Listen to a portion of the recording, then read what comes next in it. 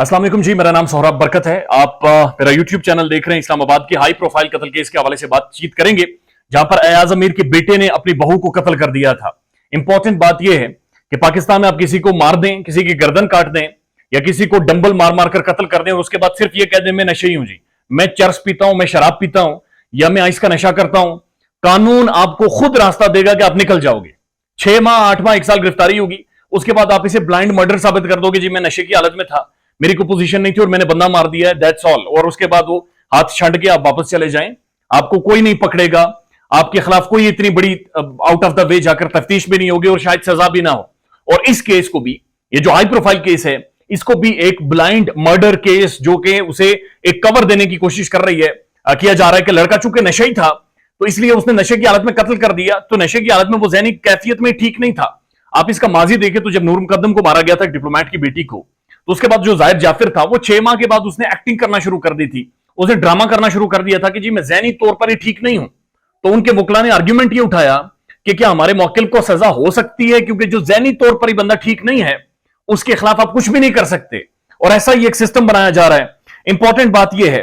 कि 302 के साथ इस सारे मुकदमे में दफा 109 भी शामिल कर दी गई है। और दफा 109 का मतलब यह है कि आपने किसी को फोन करके या फिर अपनी मौजूदगी में कत्ल करने का मशवरा दिया है, आपने किसी को सहूलत दी है, आपने किसी के इरादे को मजबूत करवाया है या किसी को मजबूर किया है कि वो ऐसा इरादा बनाए कि किसी दूसरे को उसने मारना है, फारिग कर देना है। तो अयाज अमीर को जो गिरफ्तार किया गया है वो दफा 109 के तहत किया गया है। यानी कि अयाज अमीर पाकिस्तान का सीनियर कॉलमिस्ट, तजियाकार, टेलीविजन चैनल्स पर सबसे ज्यादा एयर टाइम लेने वाला जर्नलिस्ट, उनके बारे में यह कहा जा रहा है कि उन्होंने अपने बेटे को दफा 109 के तहत मशवरा दिया कि तुम मेरी बहू को कत्ल कर दो। इंपॉर्टेंट बात यह है कि अयाज अमीर को आज जब पेश किया गया मुकामी अदालत में, और जब अयाज अमीर साहब पेश हुए तो उन्होंने कहा जी मैं रोस्टम पर आकर जज साहब से बातचीत भी करना चाहता हूं।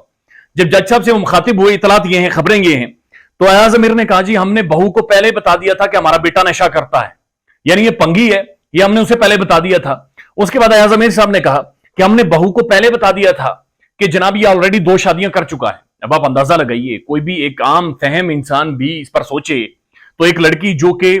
कैनेडियन नेशनल होगी, जो दुबई में एक टॉप जॉब कर रही हो, जिसकी 3.5 मिलियन सैलरी हो, जिसने 20 साल अपने कैरियर को दिए हो, तो उसको किस सांप ने काटा था कि वो एक नशई के साथ जो ऑलरेडी 2 तलाकें दे चुका है, जो कोई काम धंधा नहीं करता, सिर्फ चारपाई बेड तोड़ता था, जो वो जो फार्म हाउस मिला हुआ था उसे अपने बाप की वजह से या अपनी वालदा की वजह से, तो वो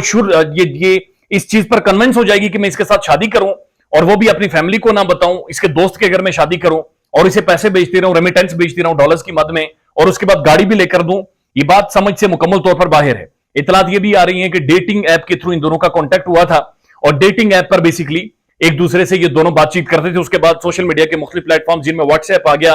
या इंस्टाग्राम पर भी ये गुफ्तगू करते थे। अब इतलात ये भी है कि सारा को इसने ऐसा प्लान बनाकर मजबूर किया, इस तरह से वर्गलाया कि तुमने शादी के बारे में वालिदैन को नहीं बताना, तुम पाकिस्तान आ जाओ, बाकायदा एक बड़े वलीमे की तैयारी करेंगे, उसके बाद बेशक तुम उन्हें बता देना। 3 माह पहले अभी भी इनकी शादी हुई थी और ये जो शाहनवाज है ये 1 साल के अंदर ये इसकी तीसरी शादी थी, यानी इससे पहले 2 बीवियों को ये बाकायदा छोड़ चुका था।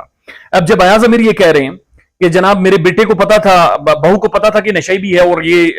इस तरह से 2 तलाकें भी दे चुका है, लेकिन जो तफ्तीशी अफसर कह रहा है, तफ्तीशी अफसर ये कह रहा है कि चूंकि सारा को, उस लड़की को पता ही नहीं था कि इसकी 2 शादियां हैं, उसे पता ही नहीं था कि नशा करते हैं, और यही बुनियादी वजह थी जहां पर आकर बहस शुरू हुई कि तुम मुझसे पैसे लेते थे, पैसे मंगवाते थे, तुम मुझे ड्रामे करके बताते थे कि मेरी अम्मी बीमार है, अब्बा बीमार है, घर की रेनोवेशन करवानी है, मैं तुम्हें पैसे भेजती रही हूं, इधर तुम आइस का नशा और दूसरे तीसरे नशे करते हो। उसके बाद उसने कहा कि मेरी गाड़ी के लिए जो करोड़ों रुपए लिए थे वो भी वापस करो, और साथ साथ उसने कहा कि तुमने मजीद तहकीक की तो तुम ऑलरेडी 2 शादियां करके ज़हनी मरीज किस्म के इंसान हो,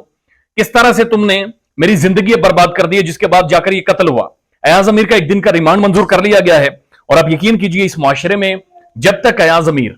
इसके बेटे, ये जितने भी हमारे फेवरेट हों या पसंदीदा हों, इन बाइसर लोगों की एक शफाफ और दबंग तहकीकात नहीं होंगी और सजाएं नहीं होंगी, ये इसी तरह से रवायत पड़ती जाएगी और कल को कोई भी मारकर ये कह देगा मैं नशा की तैसी, मैनू कोई समझ नहीं है जी। ख्याल रखिएगा अपना। अल्लाह हाफिज।